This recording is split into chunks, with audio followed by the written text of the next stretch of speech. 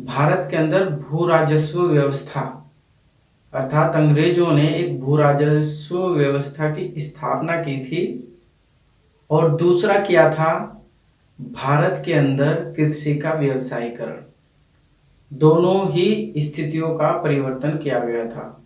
इसमें क्या था, इसमें अंग्रेजों ने भारत के अंदर भू राजस्व व्यवस्था के आधार पर लोगों को ज्यादा से ज्यादा लगान अंग्रेजों के कोष में जमा करने के लिए प्रतिबंधित किया।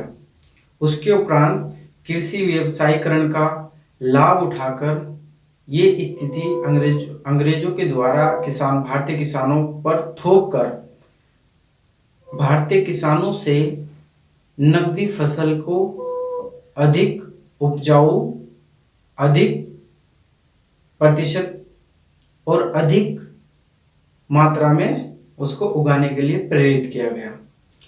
यहाँ तक कि किसानों को नकदी फसल उगाने के पीछे और भू राजस्व व्यवस्था के लिए अधिक लगान देने के उसमें उपलक्ष्य में और भारत के अंदर उद्योगों को ना पनपने देने के लिए, मतलब उद्योग जो थे भारत में आज़ादी से पूर्व, तो उनका विकास ना करने के लिए और भारत से कच्चे माल अर्थात नकदी फसलों को ज़्यादा से ज़्यादा अर्जित करने के लिए अंग्रेजों ने यह व्यवस्था बनाए रखी है। इस सब का जो कुप्रभाव हमारी अर्थव्यवस्था, हमारी भारतीय अर्थव्यवस्था पे हुआ और हमारे यहाँ लोगों को इतनी बुरी स्थितियों का सामना करना पड़ा। अकाल की जो स्थिति आई, भुखमरी की जो स्थिति आई, वो भारत में इन्हीं दो कारणों से आई थी। भू राजस्व व्यवस्था, दूसरा था अधिक लगान लेना और दूसरा था कृषि का व्यवसायीकरण। तो दोस्तों अधिक समय ना लेते हैं, हम शुरू करते हैं। कृषि का व्यवसायीकरण। तो दोस्तों मेरा जो इसका पॉइंट है मैंने आपको बता दिया। कृषि का व्यवसायीकरण क्या था, मैंने एक दिन पहले भी आपको पिछली वीडियो में डेफिनेशन दी थी इसकी। अब मैं इसका पहला पॉइंट बताता हूं आपको। इंग्लैंड के कारखानों को कच्चे माल की आपूर्ति करने के लिए, इंग्लैंड के कारखाने थे जो, उनको कच्चे माल की आपूर्ति करने के लिए, और अंग्रेजों ने खाद्यान्न फसलों के उत्पादन को हतोत्साहित किया। अर्थात जो अंग्रेज लोग थे उन्होंने भारत से कच्चे माल को लेने के लिए और उस कच्चे माल का उत्पादन करने के लिए प्रतिबंधित किया, उन्हें प्रताड़ित किया और जबरदस्ती जबरन उन पर यह व्यवस्था थोपी गई। तो जो कृषि का व्यवसायीकरण था ये इसका मेन आधार था कि कच्चा माल लेना भारत से और उस भारत से कच्चा माल लेना और विनिर्मित माल भारत में बेचना। अच्छा, अर्थात अंग्रेज यहाँ से कच्चे माल का निर्यात करते थे और भारत के अंदर विनिर्मित माल का आयात करते थे। अर्थात अंतिम वस्तुएं वो होती है जो जैसे कपड़े जो वहां से बन के आते थे, उसके बाद वो डायरेक्ट उपयोग में लिए जाते थे, अर्थात डायरेक्ट उसके बाद वो पहने जाते थे। अंतिम वस्तु ये होती है। अगली जो इसमें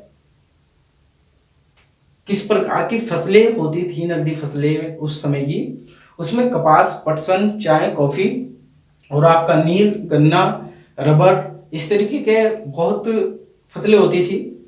तो उनको मतलब अंग्रेज क्या करते थे, जबरदस्ती, एक ऐसी स्थिति थी कि अंग्रेज किसानों को कुछ अग्रिम धनराशि दे दिया करते थे। किसानों को जब अग्रिम धनराशि दे दिया करते थे, उनको बोलते थे कि आपको एक निश्चित क्षेत्र पर, अपनी भूमि के निश्चित क्षेत्र पर जो हम खेती आपसे बोलेंगे, जो फसल हम कहेंगे, नकदी फसल आपको उगानी होगी। उस स्थिति में चलते हुए किसानों को वो नकदी फसल उगानी पड़ती थी। अगर ऐसा नहीं होता है तो फिर उसके खिलाफ अंग्रेज जो लोग होते थे किसानों के खिलाफ कार्रवाई करते थे, उनको जेल करते थे, उनसे जमीन छीन ली जाती थी और उनको तरह तरह की यातनाएं सहनी पड़ती थी। इसमें क्या होता था, एक और पहलू है इसका कि ये था कि मतलब कपास, भारत के अंदर कपास का पर्याप्त भंडार कैसे बना रहे। तो दोस्तों मैं बता देता हूँ भारत के अंदर कपास का पर्याप्त भंडार कैसा बना रहे, चाय का पर्याप्त भंडार कैसे बना रहे, आपका रबड़ का, नील का, गन्ने का पर्याप्त भंडार कैसे बना रहे। अगर भारत के अंदर नील से रंग बनाने की फैक्ट्री होती या कपास से कपड़ा बनाने की जो मतलब कताई बुनाई करते थे एक पुराने तरीके से, वो तो था, लेकिन आधुनिक मशीनें नहीं थी। तो कपास से कपड़ा बनाने और चाय और पटसन निकालने और कॉफी बनाने के लिए और गन्ना उत्पादन में उससे चीनी या गुड़ वगैरह बनाने के लिए क्या होता था कि इस तरीके के कोई उद्योग नहीं थे, कम स्तर पर थे, सिर्फ अपने ही लोगों के लिए वो पर्याप्त थे, वो बाहर विदेश में मतलब सप्लाई करने के लिए योग्य नहीं थे। अब अंग्रेजों ने क्या किया, अंग्रेज चाहते हैं तो इसमें मतलब भारत के अंदर उद्योग स्थापित कर सकते थे, लेकिन उन्होंने उद्योग ना लगाकर सिर्फ भारत कच्चे माल का ही निर्यात हमें करता रहे और हम यहाँ से विनिर्मित माल का आयात भारत को करते रहे। यही उनकी पॉलिसी थी, यही कृषि का मुख्य रूप से व्यवसायीकरण होता है। समझ में आया होगा अच्छे से। अगला पॉइंट है, अंग्रेज व्यापारी किसानों को पहले से एक रकम देकर एक अग्रिम समझौता करते थे ताकि किसान अपने खेत को निश्चित भूभाग पर नकदी फसलें उगा सके, जैसा मैंने आपको बताया। तो दोस्तों आगे इसी दौरान क्या था, भारत के अंदर इसी समय उद्योग व्यवस्था क्या थी, भारत के अंदर इसी समय विदेशी व्यापार क्या था, भारत के अंदर इसी समय कुछ प्रथाएं साथ साथ चल रही थी। उनमें से मैं आपको 2 प्रथाएं पढ़ा रहा हूं। आपने 3 कठिया प्रथा का नाम सुना होगा और एक ददनी प्रथा थी। तो जो 3 कठिया प्रथा थी इसके बारे में आप सभी जानते होंगे क्योंकि ये इतिहास के पहलू में भी आती है। गांधी जी जब भारत लौटे, उन्होंने अफ्रीका में सत्याग्रह का प्रयोग किया और उससे वो भली भांति विजयी हुए। भारत के अंदर सबसे पहले जो उन्हें मतलब सत्याग्रह करने का मौका मिला वो 3 कठिया प्रथा के विरोध में मिला। अर्थात एक रामचंद्र शुक्ला थे, उन्होंने गांधी जी को आमंत्रित किया और बिहार के चंपारण की व्यवस्था बताई कि वहां पे अंग्रेज लोग हमसे इस तरीके का 3/20 भाग पर हमसे एक नकदी फसली नील की खेती कराते हैं और हम इस तरीके से परेशान हैं। तो गांधी जी ने कहा चलो इसके उपलक्ष्य में हम चलते हैं, और गांधी जी को भारत के अंदर जो एक बल मिला वो इसी 3 कठिया प्रथा के आधार पर मिला। बहुत शुक्रगुजार है हम गांधी जी के कि उन्होंने इस 3 कठिया प्रथा को साथ लेते हुए भारत को आजाद कराया। तो हम आपको बता दें 3 कठिया प्रथा क्या होती है। एक अग्रिम संविदा के तहत चंपारण, अर्थात ये जो पॉइंट है नोट कर लीजिए आप, एक अग्रिम संविदा के तहत चंपारण के किसानों को अपनी जमीन का 3/20 भाग पर नील की खेती करने के लिए बाध्य किया जाता था। अर्थात जो एक समझौता, एक कॉन्ट्रैक्ट होता था, उसको साइन कराने के बाद किसानों से एक कम राशि पे, ऐसा नहीं, उनको उसके समान जैसे जितना काम जितनी फसल लेते थे उनसे उससे कम मूल्य देते थे। तो उसमें क्या होता था कि किसानों से 3/20 भाग पर एक कॉन्ट्रैक्ट साइन कर लिया जाता था कि तुम्हें 3/20 भाग में चंपारण में ये स्थिति कि आपको इतनी खेती पे नील उगाना है। उस दौरान जिस व्यक्ति के पास कम खेती थी उसको नील भी उगाना है और वो खाने के लिए उसको अनाज भी उगाना है। अब अनाज के लिए तो उसको जगह नहीं मिलेगी, अब जब खाने के लिए अनाज नहीं मिलेगा तो वो एक तो उसे पर्याप्त पैसा नहीं मिल रहा इस खेती का, तो उसके उपरांत क्या है, मतलब खाने के लिए अनाज नहीं उगा पाएगा वो, तो फिर वो क्या करेगा। ऐसी स्थिति में आके लोगों ने, किसानों ने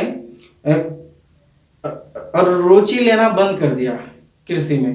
कितनों ने कृषि छोड़ दी, खेती करना छोड़ दिया, कितनों ने मतलब इनकी बात नहीं मानी तो उनको जेल की कार्रवाई का सामना करना पड़ा। बहुत तरीके की यातनाएं सहनी पड़ी। वो बहुत बुरा समय था, उसको तो याद ही मत करो तो बहुत अच्छी बात है। तो दोस्तों इसमें जो 3/20 भाग था, इस पर नील की खेती होती थी। गांधी जी यहाँ पे आए रामचंद्र शुक्ला के उससे, और यहाँ पे गांधी जी ने अनशन वगैरह सब वो किया, सॉरी अनशन नहीं किया था, यहाँ पे इसके विरोध में उन्होंने वो किया आंदोलन।